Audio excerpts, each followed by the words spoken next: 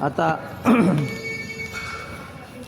कुठं आलो होता 68 ओळी झाली होती, श्लोकही झाला होता ते जे चिद्रूपी मिळता देहांतीची व्याकुळता आड ठाको न सके चित्ता प्रज्ञा जया. चिद्रूपी म्हणजे चैतन्य स्वरूपामध्ये परब्रह्म स्वरूपामध्ये महात्मा एकरूप झाला. वर एक झाली होती. देहांतीची व्याकुळता ते सांगितलं होतं ना, मरणाच्या वेळी व्याकुळता निर्माण होते आणि ते महात्म्याला मात्र ती व्याकुळता बाध करीत नाही, त्याला देहाचा विसर पडतो. ते वासुदेव महाराज आडगावकर होते, विदर्भातले प्रसिद्ध संत. त्यांना शेवटच्या वेळी मारुती बाबा कुरेकर भेटायला गेले. म्हणले महाराज कशी काय तब्येत? तेव्हा ते वासुदेव महाराज म्हणले तरी आता देह असो अथवा जाओ, आम्ही तो केवळ वस्तूची आहो, का जे दोरी सर्पत्व वाहो दोरा चिकडून. ही ओवी त्यांनी म्हटली. ओवीचा अर्थ असा आहे, देह जिवंत राहो किंवा मरो, आम्ही तर आता परब्रह्मस्वरूप झालेलो आहोत, त्यामुळं त्या देहाचा आम्हाला काही सुखदुःख नाही. याला म्हणतात देहांतीची व्याकुळता आड ठाको न सके चित्ता प्राज्ञा जया. देहाचा विसर पडतो, देहाचा विसरण केला आनंदे संचार, आणि व्यवहाराचा विसर पडतो.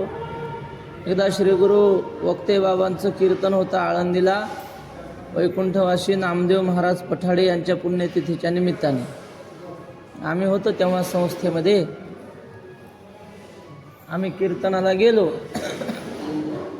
बाबांनी रूपाचा अभंग म्हणला आणि कीर्तनाचा अभंग घेतलाच नाही, आणि जे बोलणं सुरू केलं, अर्धा तास सुरू कीर्तन मध्ये विठ्ठल विठ्ठल हे सगळं, अभंगच घेतला नाही. आणि मग आता अर्धा तास झाला, आता ते कीर्तन तसंच चालू राहणार होतं ते. पण मग लहान एक कदम माऊली होते, त्यांनी एका मुलाच्या कानात सांगितलं, म्हणले जा बाबाच्या कानात सांग की अभंग घेतला नाही. मग ते गेले, कानात सांगितलं, म्हणले बाबा अभंगच घेतला नाही की. अरे पा, आता मी ब्रह्मज्ञानी जीवनमुक्त झालो, कीर्तन तर सुरू ना अभंगच घेतला नाही. म्हणजे व्यवहाराचा सुद्धा विसर पडतो. मग अभंग घेतला होता, मी ते मी तू ते तू कुकुड हे लाडसी. आता विद्यार्थ्यासाठी सांगतो असं म्हणले बाबा. तर सांगण्याचं तात्पर्य काय, व्यवहाराचाही विसर पडतो, देहाचाही विसर पडतो, अशी ती अवस्था असते. देहांतीची व्याकुळता आड ठाको न सके चित्ता प्रज्ञा जया. प्राज्ञा जया किंवा प्रज्ञा अर्थ एकच. ज्ञानी महात्म्याला देहांतीची व्याकुळता अडवू शकत नाही. तेची हे स्थिती स्वमुखे श्रीपती सांगत अर्जुना प्रती संजयो म्हणे. तीच स्थिती भगवान श्रीकृष्णाने या दुसऱ्या अध्यायाच्या शेवटी स्थितप्रज्ञाच्या लक्षणाच्या रूपाने सांगितलेली आहे.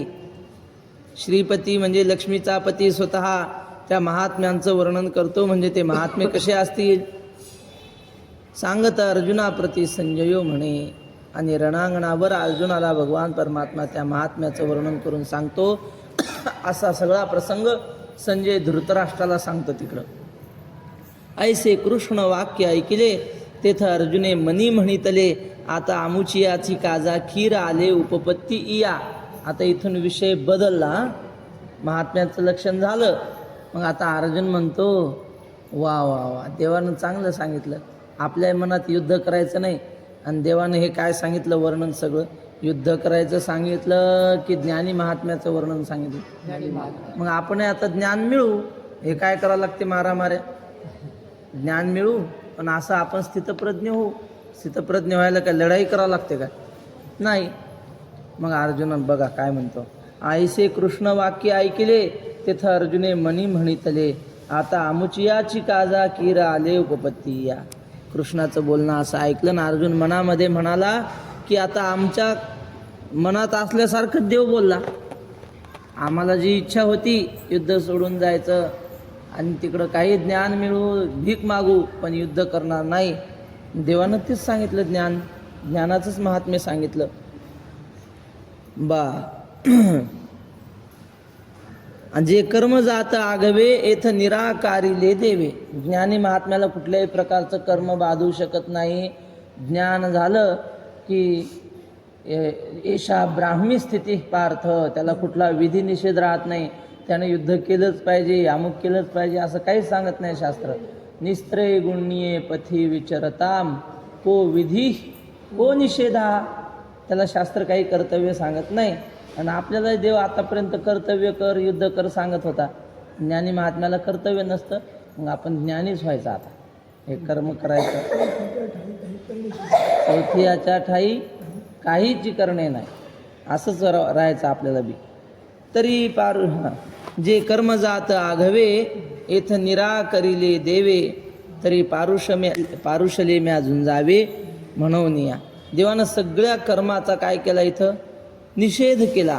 निराकारिले म्हणजे निषेध केला सगळ्या कर्माचा. कुठलंही कर्म करू नये ज्ञानी महात्म्याने.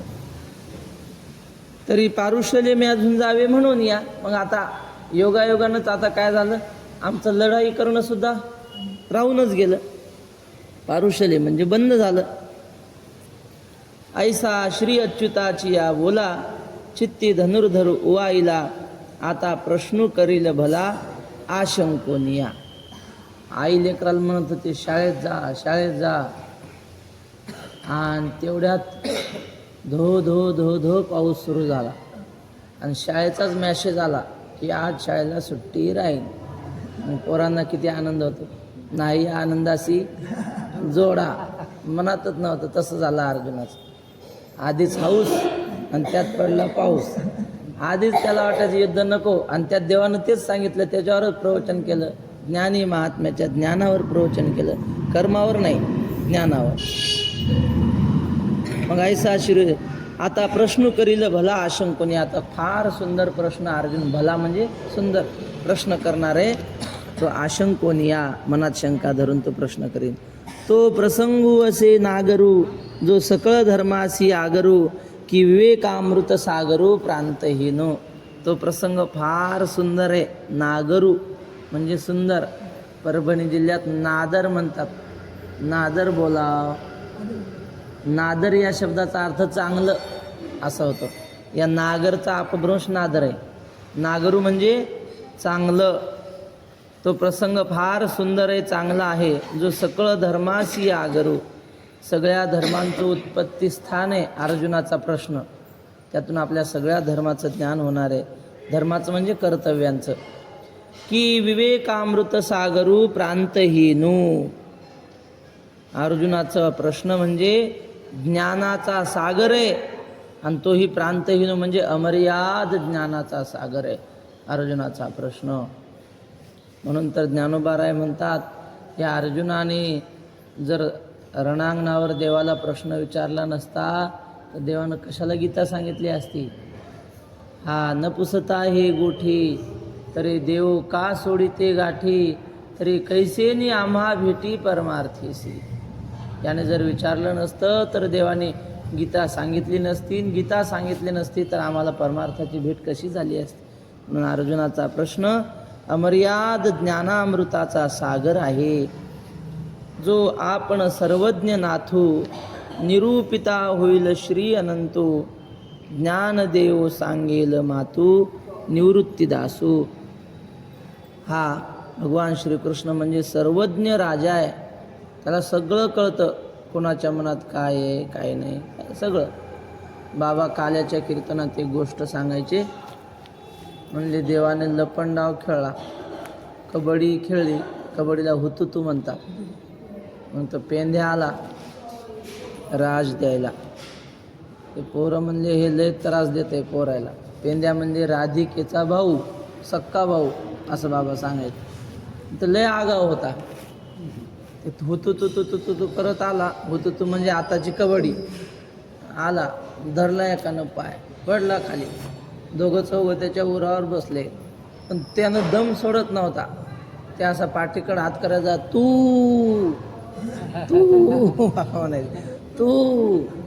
आता 4-5 जण अंगावर बसल्यावर याला सोडतील का?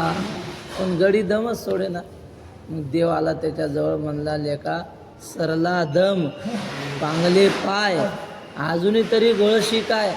आता दम सरला, अजूनही तू तिकडं संसारातच रमतो म्हणजे काय? आता तरी परमार्थाकडे पंढरपूरकडे चलावं, चातुर्मासाल तर तेच खेळ खेळायचा संसाराचा जन्मभर. आपलं वय 50 झालं की ते वय आपल्याला सांगत असतं आता घर नाही, 51 घर नाही, 52 वनाकडे जायचं, आता घराकडे नाही. हा झाला हुतुतूचा खेळ. दुसरा होता लपंडाव, म्हणजे लपाछापी. मग खेळू लागले. पेंद्यावर राज्य आलं, कृष्णानं डोळे दाबून धरले असे पेंद्याचे. बाकीचे सगळे पोरं लपले. मग आता पेंद्या म्हणला देवा मी माझ्या डोळ्यावर हात ठेवतो, तू जाऊन लप. पेंद्याने डोळ्यावर हात ठेवले, लपला श्रीकृष्ण. लपले का सगळे? हो.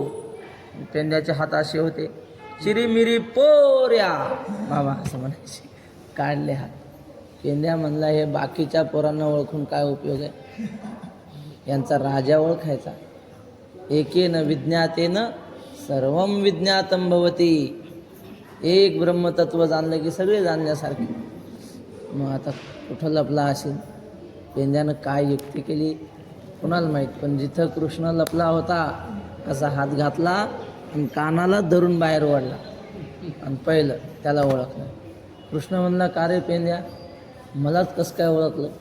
तू चोरून पाहिलं वाटतं असं बोटातून मी लपताना. हां, मी कसं काय? बा त्याची काठी दिसून राहिली, त्याला नाही ओळखलं. त्या गोंद्याची घोंगडी दिसून राहिली, त्याला ओळखलं नाही. मीच कसं? मी तर मायेच्या पलीकडे लपलं होतं, आहे की नाही? आणि मला कसं काय ओळखलं? तर पेंद्या म्हणे यप्पा शपथ सांगतो मी असं चोरून गिरून पाहिलं नाही. मग देव म्हणे शपथ घे.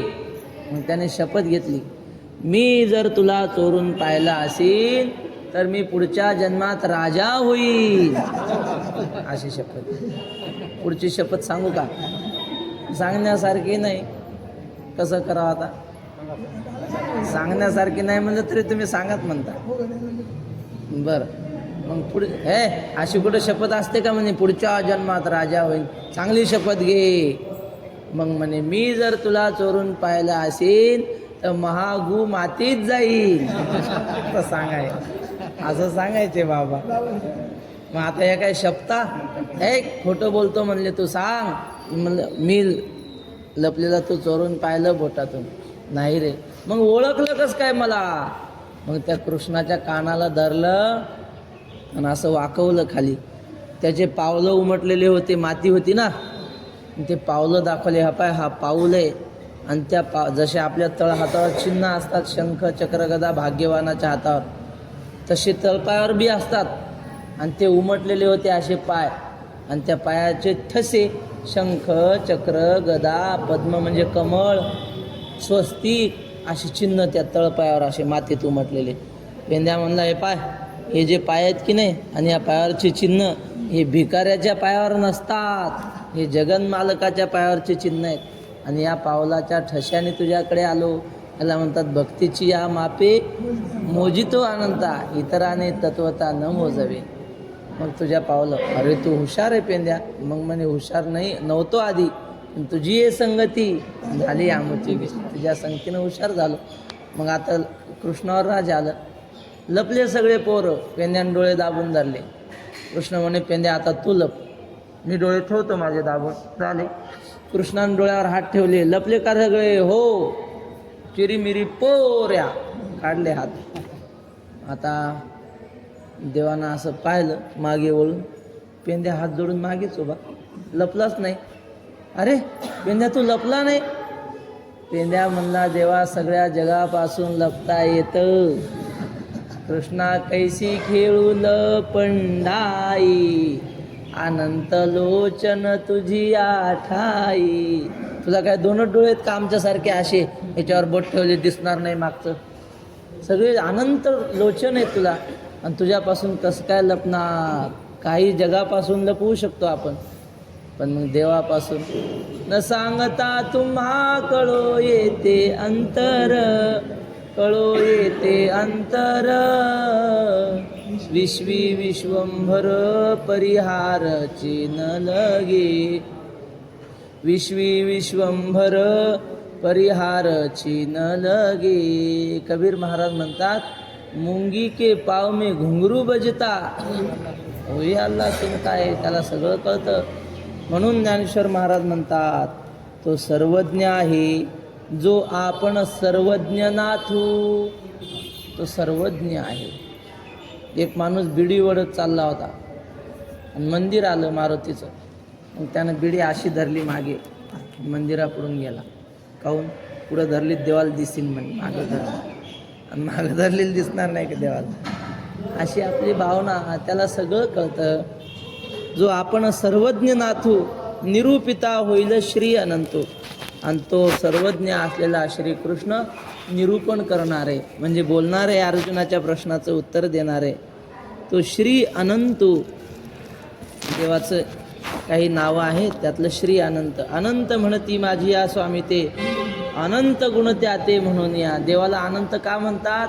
तर त्याच्या ठिकाणी अनंत गुण आहेत म्हणून. ज्ञानदेवो सांगेल मातू निवृत्ती दासू.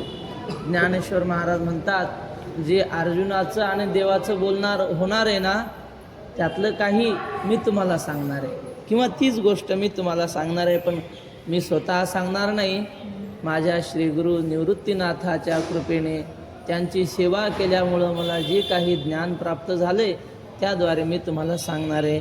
ज्ञानदेव सांगेल मातू निवृत्ती दासू. मात म्हणजे गोष्ट, ती श्रीकृष्ण अर्जुनाच्या संवादाची गोष्ट मी आपल्याला सांगणार आहे. इति श्री ज्ञानदेव विरचितायां भावार्थदीपिकायां द्वितीयोऽध्यायः.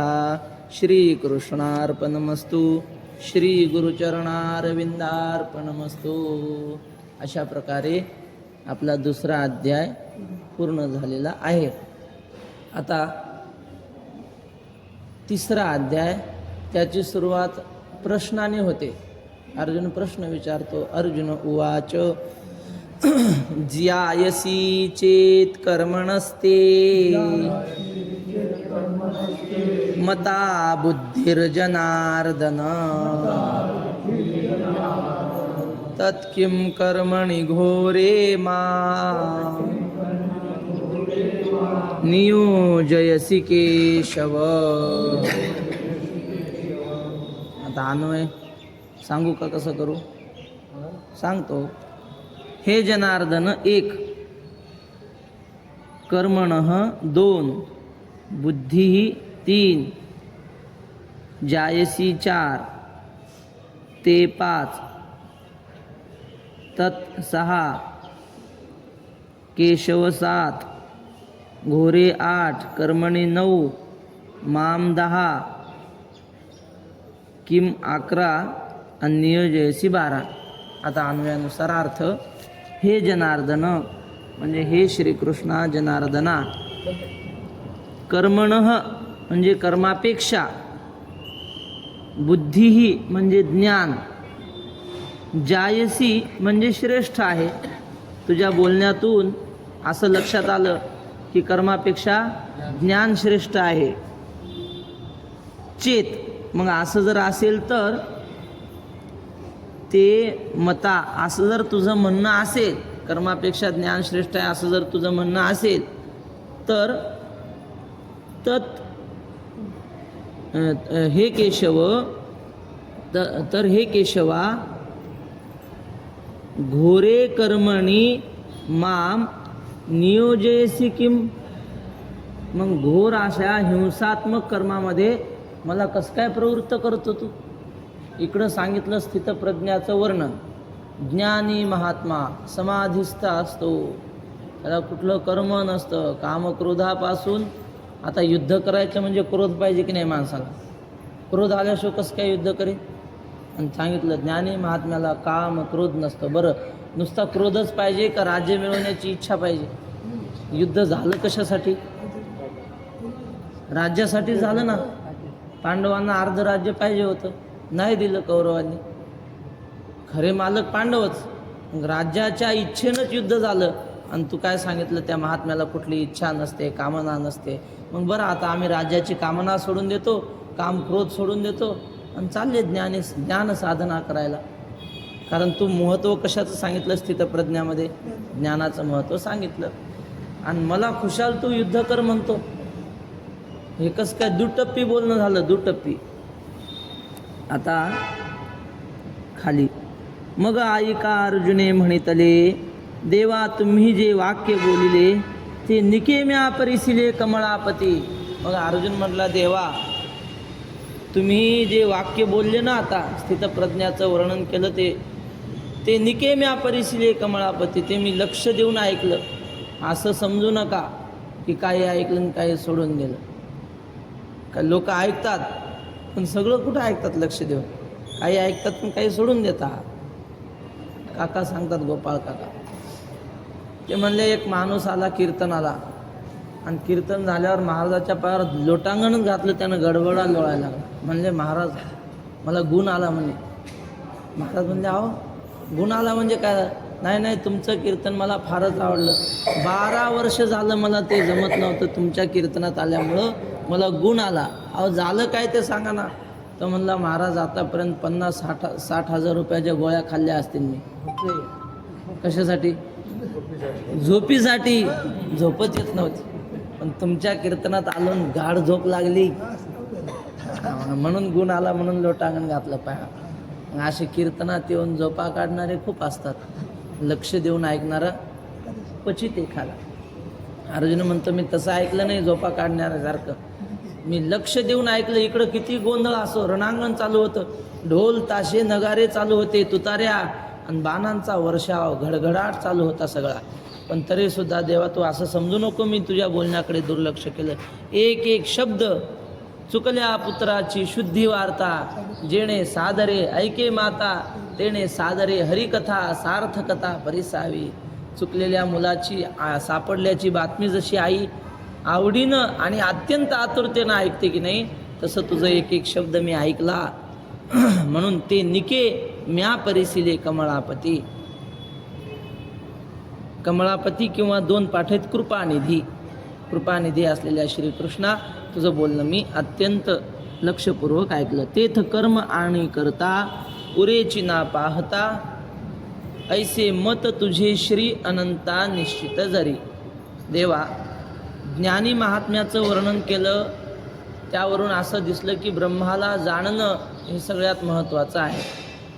आणि परब्रह्मरूप जर आपण झालो, ब्रह्माला जाणणं म्हणजे काय? ब्रह्मरूप होणं. मग मनुष्य ब्रह्मरूप झाला की मग तिथं करता कर्म आणि करता कर्म आणि काय राहिलं आता? नाही, ती क्रिया त्यातच आली. दृश्य द्रष्टा दर्शन ही जशी त्रिपुटी आहे. दृश्य म्हणजे ज्याच्यावर कर्ता कर्म क्रिया, बरोबर आहे. कर्ता कर्म आणि क्रिया ही त्रिपुटी राहिली नाही ना, व्यवहारच राहिला नाही. कर्ता ब्रह्मरूप झाला म्हणजे काय? हे सगळं ब्रह्मरूप झालं, त्याच्या सहित स्वतः सहित ब्रह्मरूप झालं म्हणजे कर्ता कर्म क्रिया राहिलीच नाही, त्रिपुटी. असं करता उरेची ना पाहता, ज्ञान झालं की मग करता कर्म क्रिया राहतच नाही. ऐसे मत तुझे श्री अनंता निश्चित जरी. असं जर तुझं निश्चित मत असेल तर ऐसे तरी माते केवी श्रीहरी, म्हणसी पार्था संग्राम करी, ये लाजसीना महाघोरी कर्मी सुता. इकडं ज्ञानश्रेष्ठ सांगायचं आणि मला युद्ध कर म्हणत, तुला लाज वाटते का म्हणे युद्ध करायला सांगायचं? असं बोलतात. पावर ओवीत लिहिलं. राऊत बाबा म्हणतात ओवीमध्ये जास्त माऊलीला लिहिता येत नाही. खरं अर्जुन जरा आणखी खोल बोलला असं, कारण त्याचं मित्रत्वाचं नातं होतं ना. ते 11व्या अध्यायामध्ये अर्जुन म्हणतो ना, कृष्ण म्हणून सखेती मत्वा प्रसवम यदुक्तम. त्याच्या पुढं तर कृष्ण म्हणून हा कार्य जे यादवपणे तू ते लेखीजे, देवा आपुली आन घाली जे जाता तुझं. देवा मी तुला कृष्णा म्हणून हाक मारायचो, तू तर विश्वरूप दाखवणारा जगाचा मालक आहे, तुला मी आरतुर बोलायचो. राऊत बाबा म्हणले इथं कृष्ण माऊलीने लिहिलं, अर्जुन किसन्या म्हणायचा म्हणून. पण आता सगळं ओवीत लिहिता येत नाही. आता इथं अर्जुनानं देवाची लाज काढली. इकडं ज्ञान श्रेष्ठ सांगतो, मला म्हणतो युद्ध कर, तुला वाटते का काही म्हणे लाज? ये लाजसीना महाघोरी कर्मी सुता, सुता म्हणजे मला कर्मामध्ये प्रवृत्त करायला तुला काही वाटत नाही का? एवढं बरं कर्म काय साधं आहे का? हे महाघोर आपल्या गुरूंना मारायचं, आपल्या आजोबांना मारायचं, आपल्या नातेवाईकांना मारायचं, अशा घोर कर्मामध्ये तुम्हाला जायला सांगतोस. आणि इकडं तर सांगितलं ज्ञानी महात्मा श्रेष्ठ, युद्ध करणारा श्रेष्ठ सांगितला का? ज्ञान मिळवणारा श्रेष्ठ सांगितलं. मग आता हे कसं झालं? याला वदतो व्याघात म्हणतात. म्हणजे आपण एक कर्म करायला सांगायचं, पुन्हा तेच आपण खोडून काढायचं. एका गावामध्ये व्यसनमुक्तीचं व्याख्यान कार्यक्रम होता. साहेब आले मुंबईवरून व्याख्यान द्यायला खेडेगावाला, तिकडं वराडात. एवढ्या लांबून आले, भयंकर गर्दी. आणि मग लोकांनी, त्या साहेबांनी सांगायला सुरुवात केली, दारू गांजा मत पिओ यारो, अक्कल गुंग हो जाती है, अपने कमर का दाम खर्च कर मुंह में मक्खी आती है. दारू गांजा कधी पिऊ नये, आपल्या पैसे खर्च होतात आणि मग आपल्या शरीराची हेळसांड होते, अपमान होतात, हे सांगितलं. आणि शेवटी म्हणजे धूम्रपान तर कधीच करू नये, म्हणजे बिड्या सिगारेट कधीच ओढू नये. का बरं असं? कारण बिड्या ओढल्या की आपल्याला फुफ्फुसाचे रोग होतात, कॅन्सर होऊ शकतो, आपले पैसे वाया जातात, चार लोकात आपला अपमान होतो. लोक म्हणतात, ओ बाबा बिडी तिकडं बाहेर जाऊन ओढा, इथं आम्हाला त्रास होतो. असा अपमान करतात की नाही लोक. म्हणून बिडी तर कधीच ओढू नये असं सांगितलं. टाळ्यांचा कडकडाट झाला. आणि मग साहेब व्याख्यान देऊन खाली उतरले. उतरल्याबरोबर लोकांना म्हणले, एखादी बिडी आहे का हो? बिडी द्या बरं, मला बिडी घे प्यायची. मग लोक म्हणले, साहेब तुम्ही आम्हाला अर्धा तास सांगितलं बिडी पिणं चांगलं नाही, आणि तुम्हीच म्हणता बिडी प्यायला द्या, म्हणजे काय? साहेब म्हणले, तुम्हाला शास्त्र माहीत नाही. शास्त्र असं आहे, महाभारतात श्लोक आहे म्हणे, धूम्रपानम शतगो दानम. म्हणजे धूम्रपान केलं की 100 गाई दान दिल्याचं पुण्य लागतं. एक एक झुरका गंगा स्नानम, एक झुरका ओढला बिडीचा, एकदा गंगा स्नान केल्याचं पुण्य लागेल. आणि लोकांना ओढून टाकलेले अर्धाले बिडे असतात की नाही, एवढाले तुकडे, ते जर ओढले तर मग तर फारच पुण्य. ताकडम तुकडम महत् पुण्यम. बर. आणि अख्खी बिडी जर एका माणसानं ओढली तर पूर्ण बिडी कन्यादानम, म्हणजे कन्यादान केल्याचं पुण्य लागते. असा श्लोक आहे म्हणे महाभारतात. हा श्लोक नाही बरं महाभारतात, तुम्ही तेवढंच दर्शन, ते असाच जोडेला आहे. मग ते लोक म्हणले, साहेब हा श्लोक खरा की तुम्ही ते सांगितलेलं खरं? दोन्हीपैकी एक सांगा बा. तुम्हीच सांगता बिडी ओढणं चांगलं नाही, तुम्ही श्लोक सांगून राहिले, दोन्हीपैकी खरं काय? तसं अर्जुन म्हणतो, देवा तू आता ज्ञानी महात्म्याचं वर्णन केलं, तो विचारे विश्व होनी विश्वा माझी, सगळ्या जगाला ब्रह्मरूप पाहतो आणि जगामध्ये राहतो, आणि इकडं तर सांगतो मार या सगळ्यांना. मग हे काय त्या ज्ञानी महात्म्याच्या लक्षणात बसतं का? ज्ञानी महात्मा तर कोणाची हिंसा करत नाही. म्हणे पाव धडफडील तरी स्वामीची निद्रा मोडेल, रचलेपणा पडेल झोती हन. माऊली म्हणतात, तो रस्त्याने चालतो तर मुंगी मरू देत नाही ज्ञानी महात्मा, आणि इकडं सांगतो गुरुला मार, नातेवाईकांना मार. कसं हे विरुद्ध झालं ना. तू काय व्यसनमुक्तीचं व्याख्यान करणारा साहेब आहे का? हे असं दुटप्पी का बोलतो सांगा. मग आता हा गा कर्म तुची अशेष, निराकारिसी निशेष, तरी मज करवी हे हिंसक का करविसी. देवा तूच सर्व कर्माचा अशेष, म्हणजे सर्व प्रकारे कर्माचा काय केला? निषेध केलास. निराकारिशी निशेष, आणि तरी मज करवी हे हिंसक का करविसी. मग माझ्या हातून हे हिंसक पाप निर्माण करणारं कर्म का करून घेतोस? जे हिंसा करतात ना त्यांना कधी देव प्राप्त होऊ शकत नाही. पापियाच्या ठाई मोक्षू न वसे. आताच गेलं ना, जैसा पापियाच्या ठाई मोक्षू न वसे. आणि मला तो पाप कसं काय करायला होतो? मारामारी करणं चांगलं नाही, मग मला पाप का करायला होतो देवा? तरी हेच विचारी ऋषिकेशा, तू मानू देसी कर्मलेशा आणि मानू नेदिसी कर्मलेशा, आणि एसणी हे हिंसा करवीत आहासी. मग आता देवा तूच विचार कर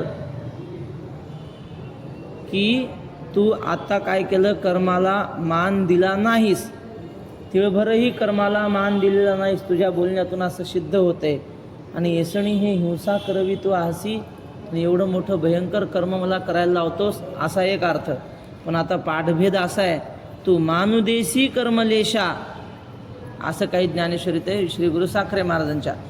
तू मानदेशी कर्मलेशा, मग अर्थ काय लावायचा? अर्थ असा लावायचा की देवा, तुझ्या बोलण्यातून असं सिद्ध झालंय की तू जगण्यासाठी जेवढं आवश्यक आहे एवढ्याच कर्माला मान देतोस. तुझ्या बोलण्यातून माणूस जिवंत आहे म्हणजे त्याला कर्म करावंच लागणार आहे की नाही. उचलिले वायू असे सळे शुष्क पत्र जैसे, ज्ञानेश्वर महाराज म्हणतात वाऱ्याच्या झोताने वाळलेलं पान उडालं की मग ते पान त्याला मनानेच उडतं, वाऱ्यानेच उडतं, त्याला स्वतः उडावं लागत नाही. तसं माणसाचा देह जोपर्यंत आहे ना तोपर्यंत कर्म आपोआप घडतच राहतं. एखादा माणूस म्हणला मी काहीच करत नाही, नुसता बसून राहतो, बसणं हे सुद्धा काम कर्मच आहे ना. बसून राहतो म्हणजे काय? बसून राहणं हे सुद्धा एक कामच आहे. काहीच करत नाही, श्वासोश्वास बंद आहेत का? डोळ्यानं पाहणं बंद आहे, कानानं ऐकणं, हे तर चालूच आहे ना.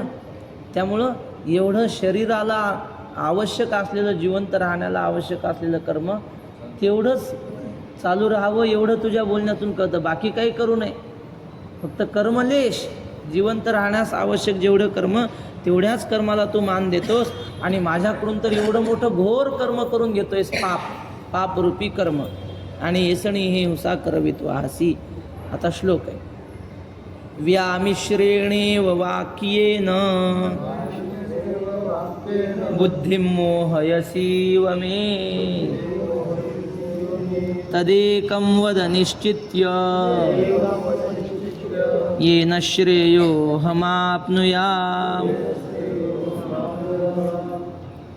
व्यामिश्रेणेव वाक्येन एक, मे दोन, बुद्धिं तीन, तद एकम चार, निश्चित्य पाच, वद सहा, येन सात, आणि श्रेयोऽहमाप्नुयाम 9, अहम 8, श्रेयः 9, आणि आपनुयाम 10. व्यामिश्रेणेव वाक्येनं म्हणजे असं मिश्र वाक्य बोलू नको. एकदा हे करायला सांगायचं आणि एकदा करायला नाही सांगायचं. चहा पिणं चांगलं नाही, चहा पिल्याशिवाय तर चालत नाही. तर तरी माणसाने चहा पिलं पाहिजे. आज कीर्तनात सांगायचं चहा पिलाच पाहिजे, तर तरी येते. सर्वच गीतेत सांगितलं, गीतेत सांगितलं की नाही, सर्वस्य चाहम. ते आता तिथं चाहम नाही, हृदय सन्निविष्टो, पुन्हा विष्टोही सांगितलं त्याच्यात. गॅसवर नाही, इष्टोवर चहा करायचा, हृदय सन्निविष्टो. आणि पुन्हा काय, सर्वस्य चाहम हृदय सन्निविष्टो मत्त स्मृतीर ज्ञान मपोहनमचे. पुन्हा पोहे खायचे चहा झाल्यावर, पोहन आलं ना त्याच्यात, मपोहनमचे. असं आहे का त्याच्यात? सांगितलं आजच्या दिवशी कीर्तनात, दुसऱ्या दिवशी दुसऱ्या कीर्तनात गाव बदललं. महाराजांना चहा पिणं चांगलं नाही. चहा म्हणजे एक प्रकारचं विष आहे, माणसाच्या शरीरातल्या स्नायूंना क्षीण करतो चहा. आता हे त्या कालच्या कीर्तनातलं खरं की आजच्या कीर्तनातलं खरं? सांगा. असे मिश्र वाक्य बोलत जाऊ नका. एका गावामध्ये घडलेलं बरं, हे मोठ्या कीर्तनकाराचं कीर्तन होतं आणि एकादशी होती. महाराजाला हॉटेलचं जेवण आवडायचं. एकादशी कार्यकर्त्यांना सांगितलं, ऐ जा म्हणले, तर्रीची भाजी आणा, तर्रीची डाब्याहून, आणि चपात्या आणा. शिष्य म्हणले, ए गुरुजींना सांगा आज एकादशी आहे म्हणा. गेला एक जण म्हणले, महाराज आज एकादशी आहे की हो? चला म्हणले, तो जा, काही बोलायचं नाही. आणि झालं, आणलं सगळं. आता ते लोकांना काय, महाराजांनी सांगितलं आणलं, दणकून आणलं. आणि मग महाराज, अरे आज एकादशी आहे वाटते. काय राव, मला लक्षातही नाही. आणि तुम्ही सांगितलं नाही लोकांना. म्हणले, तुम्ही मला सांगायचं तरी ना आज एकादश आहे. सांगितलं होतं, पण मग खायची इच्छा, जिभेला चटका, आणि कीर्तनात अभंग घेतला. एकादशीस अन्न पान एकादशी स अन्नपान, जे नर करी ती भोजन, जे नर करी ती भोजन, श्वानविष्टे समान, श्वानविष्टे समान, अधम जन ते एक, ऐका व्रताचे महिमान, ऐका व्रताचे महिमा. झाला. आता हे वागणं बोलण्यात फरक झाला ना. मनसी एकम वचसी एकम, कर्मणी एकम दुरात्मनः. म्हणजे माणसाच्या मनात एक, वाचेत एक. तसं देवा तुझ्या बोलण्यात दुटप्पी मिश्र झालं. हे व्यामिश्रेणेव म्हणजे मिश्र बोलणं झालं. व्यामिश्रेणेव वाक्येनं मे बुद्धी मोहयसी इव, या मिश्र बोलण्याने माझी बुद्धी तू मोहात पाडलीस. मला कळ ना मग आता ज्ञानी होऊ की कर्मयोगी होऊ, काय करावं मला काही कळना. म्हणून देवा असं कर, तद एकम, ते एकच, तद एकम निश्चित्य वद, निश्चयपूर्वक एकच सांग. मी युद्ध करू की ज्ञानी होऊ, दोन्हीपैकी एकच सांग. ये न अहम श्रेयः आपनुयाम, ज्याने माझं निश्चित कल्याण होईल. श्रेय म्हणजे कल्याण होईल, असं मला एक सांग. देवा तुवाची ऐसे बोलावे, तरी आम्ही नेणती काय करावे. आता संपले म्हणपा आघवे विवेकाचे. देवा एखादा अज्ञानी माणूस असता तर आम्ही समजून घेतला असतं. एका शाळेमध्ये शिक्षक होते. शिक्षकांनी पोरांना प्रश्न विचारला, पोरांनो इथून पुणे 200 किलोमीटर आहे, माझं वय किती? काय प्रश्न विचारला? इथून पुणे 200 किलोमीटर आहे तर माझं वय किती सांगा. आता काय संबंध आहे पुण्याच्या किलोमीटरचा आणि यांच्या वयाचा? काही संबंध नाही.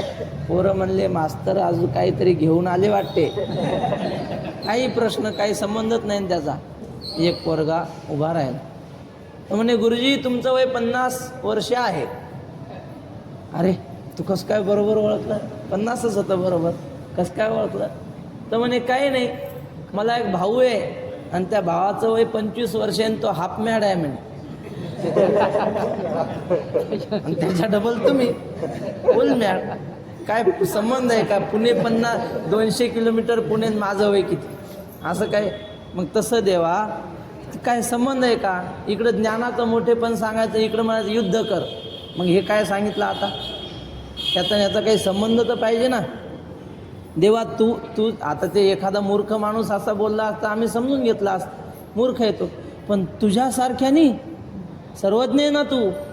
देवा तुवाची ऐसे बोलावे, तरी आम्ही नेणती काय करावे. आम्ही तर जाणून बुजून माणसं, आम्ही मूर्ख माणसांनी, अज्ञानी माणसांनी काय वागावं, कसं वागावं. आता संपले म्हणपा आघवे विवेकाचे. मला तर असं वाटतं आता तूच जर असं बोलायला लागला तर ह्या जगातलं विचारच संपला, आता ज्ञानच संपलं सगळं असं म्हणायला हरकत नाही. हा गा उपदेश जरी ऐसा तरी अपभ्रंश तो कैसा. आता पुरला आम्हा दिवसा आत्मबोधाचा. देवा ह्याला जर उपदेश म्हणायचं तर मग वेडेपणा कशाला म्हणायचं सांग बरं. हा उपदेश आहे का? हा लढ अर्जुना, हतो वा प्राप्स्यसि स्वर्गम जित्वा वा भोक्ष्यसि महिम तस्माद उत्तिष्ठ कोणते युद्धाय कृत निश्चया. अरे युद्ध कर, मेला तर स्वर्ग मिळेल आणि जिवंत राहिला तर राज्य मिळवशील, असं सांगायचं. आणि पुन्हा सांगायचं ज्ञानी महात्म्याची लक्षणं. त्याला ज्ञानी महात्मा काही करत नाही, कामक्रोधापासून वेगळा झालेला असतो. कुर्मंगानी व सर्वशः, कासवासारख्या आपल्या इंद्रियांना आवरतो आणि त्याला आनंद झाला की इंद्रियांना मुक्त सोडतो. युद्ध करणाऱ्यासाठी असतं का हे, असं सांगायचं. मग देवा आता हे कसं? आता पुरला आम्हा दिवसा आत्मबोधाचा. आम्हाला वाटलं होतं जगाचा मालक आमच्यासोबत आहे, याच्यापासून काही ज्ञान मिळू, काही सद्विचार मिळू, आमची हौस होती, ती हौस पूर्ण झाली. आता हे असं तुझं बोलणं ऐकून काय आम्हाला मिळणार आहे तुझ्याकडून? आता पुरला आम्हा दिवसा आत्मबोधाचा. दिवसा म्हणजे इच्छा म्हणा, हौस होती आम्हाला आत्मज्ञान तुझ्याकडून मिळवायची, झाली आमची हौस पूर्ण. उपरोधाने बोलतो, उपरोधाने. वैद्युपथ्य वारुनी जाये, मग जरी आपणची विश्वसुये, तरी रोगिया कैसे निजिये सांगे मज. एखादा वैद्य आला, तपासलं रोग्याला. वैद्य परोपरीचे असतात. डॉक्टरचा दवाखाना आणि एक माणूस गेलाच काहीतरी दुसऱ्या कामाच्या निमित्तानं गडबडीनं गेला.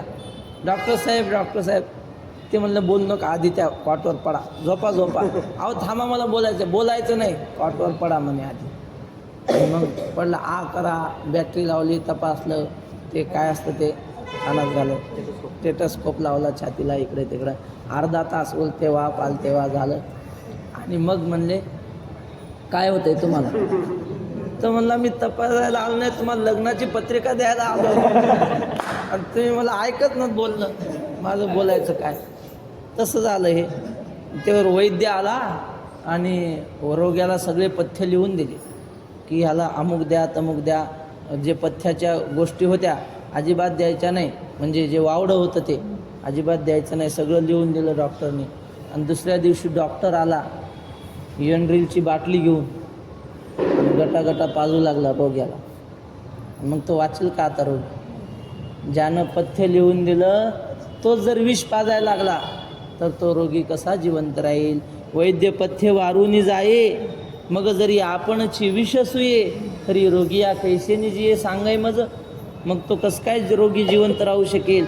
म्हणजे ज्याच्याकडून जीवन जगण्याची अपेक्षा तो वैद्यच विष पाजायला लागला तर कसं होईल देवा? तरी रोगी या कैसेनी जिये सांगाय मज. जैसे आंधळे सुईजे आव्हाटा, का माझवण दीजे मरकटा, तैसा उपदेश हा गोमटा ओढवला आम्हा.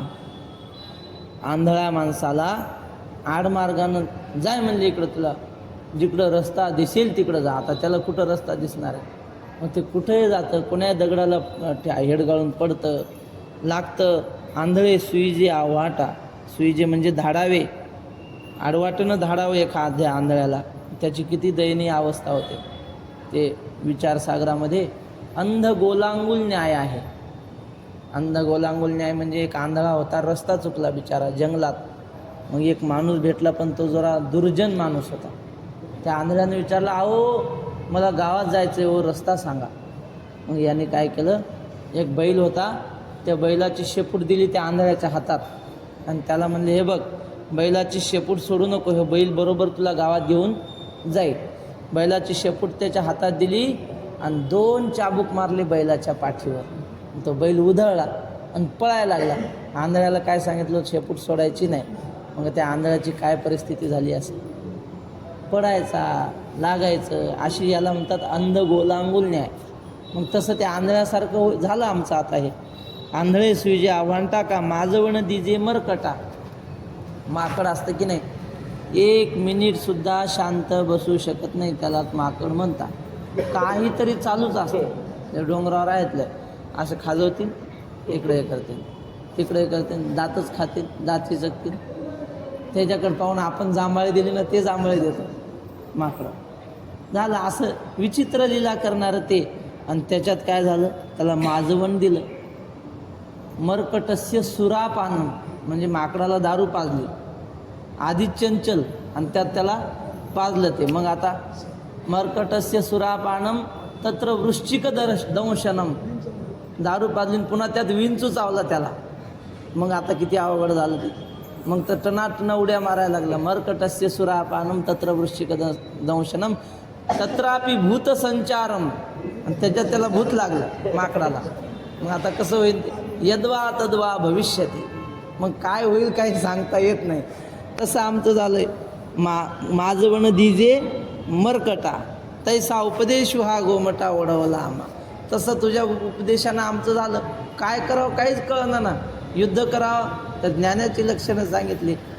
बरं न करावं तर आधी सगळं प्रवचन दुसऱ्या अध्यायापर्यंत स्थितप्रज्ञाच्या लक्षणापर्यंत युद्धावरच केलं. नेमकं काय करावं काही समजेना देवा. तैसा उपदेश हा गोमटा ओढव. तुझा असा हा चांगला उपदेश आम्हाला असा भोवला आहे. मी आधीची काही नेणे, वरी कवळिलो मोहे येणे, श्रीकृष्णा विवेकू या कारणे पुसला तुझं. मी आधीच काही कळत नव्हतं मला, काही नेणे, आणि वरी कवळिलो मोहे येणे, पुन्हा हे मोह निर्माण झाला, त्याने मी गुरु फटलो. आणि श्रीकृष्णा विवेकू या कारणे पुसला तुझं. म्हणून तुला मी म्हटलो बाबा की आम्हाला काय श्रेष्ठ मार्ग असेल युद्ध करू की नको ते सांग. तव तुझी एक एक नवाई, येथे उपदेशा माझी गोवाई, तरी अनुसरली या काही ऐसे की जे. आणि तुझं एक एक नवलच आहे. म्हणजे एकदा युद्ध कर म्हणून सांगतो आणि पुन्हा ज्ञानाची लक्षणं सांगतो. हे काय तुझं सगळं?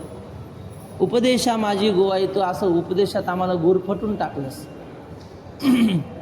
तरी अनुसरली या काही ऐसे की जे. देवा, एखादा जर आपल्याला शरण आला तर त्याला असं करायचं असतं का? असं बोलायचं असतं का त्याच्याशी? एक जण आला आणि त्याने विचारलं, महाराज लग्न करावं का? केलंच पाहिजे म्हणे. मग आईवडिलांना सांभाळायचं, घर प्रपंच सांभाळायचा, विवाह करायचा, वेल मांडवाला जायचा. आणि दुसरा विद्यार्थी तिथंच आला त्याच्यासमोर. त्याला म्हणले, हे कशाला गुरपटायचं, उपाधीमध्ये अडकायचं नाही, आपलं स्वच्छंदात जीवन जगायचं. तर कसं हे? त्याला सांगितलेलं खरं की याला सांगितलेलं खरं? हे दोन टप्पी बोलणं नको. ऐके एक सारा ते बोधीजे, तरी एक निष्ठाची बोलीजे. एक निष्ठेनं बोललं पाहिजे माणसाने, सरळ उपदेश करायचा. तव तुझी एक एक नवाई, येथे उपदेशा माझी गोवाई, तरी अनुसरली या काही ऐसे की जे. आम्ही तनू मनू जीवे, तुझिया बोला ओटंगावे, आणि तुवाची ऐसे करावे, तरी सरले म्हण. आम्ही सर्वस्वाने तुला शरण आलो. आमचं तन म्हणजे शरीर, मन म्हणजे अंतःकरण, आणि तन मन धन, सगळ्या धनासहित तुला आम्ही सगळं अर्पण केलं. तुझी या बोला, तुझ्या बोलण्यावर आम्ही सर्वस्व अर्पण केलं आमचं. आणि तुवाची ऐसे करावे, तरी सरले म्हण. आणि तू जर असं करत असेल तर आता संपलं म्हण. संपलं, आमचं जीवनच संपलं म्हणायला हरकत नाही. आपली वेळ संपलेली आहे. आणि अर्जुनही म्हणतो सरले म्हण. आता संपलं म्हणा, आमचं कल्याण आता कोणी करणार नाही. तू एक करणार होता आणि तू असा वेळासारखा बोलायला लागला. संपलं मग, आता वाऱ्यावर जीवन आहे आता आमचं, असं अर्जुन म्हणतो. राहिलेलं चिंतन उद्या नाही, 2 दिवस पाठाला सुट्टी राहील. कारण आम्ही